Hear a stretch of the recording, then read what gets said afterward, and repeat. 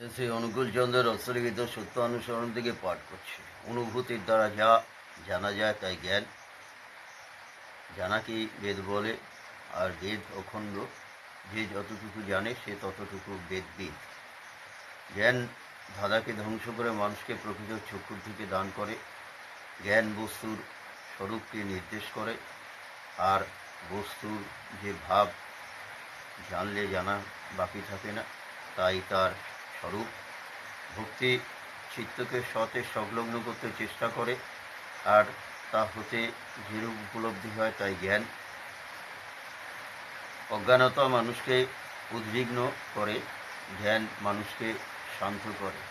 অজ্ঞানতাই দুঃখের কারণ, আর জ্ঞানই আনন্দ। তুমি যতটুকু জ্ঞানের অধিকারী হবে ততটুকু শান্ত হবে। তোমার জ্ঞান যেমনতর, তোমার স্বচ্ছন্দে থাকবার ক্ষমতাও তেমনতর। অহংকার যত ঘন, অজ্ঞানতা তত বেশি, আর অহং যত পাতলা, জ্ঞানও তত উজ্জ্বল। সন্দেহ অবিশ্বাসের দূত, আর অবিশ্বাসী অজ্ঞানতার আশ্রয়। সন্দেহ আসলে তৎক্ষণাৎ তা নিরাকরণের চেষ্টা করো, আর সৎচিন্তায় নিমগ্ন হও, জ্ঞানের অধিকারী হবে। আর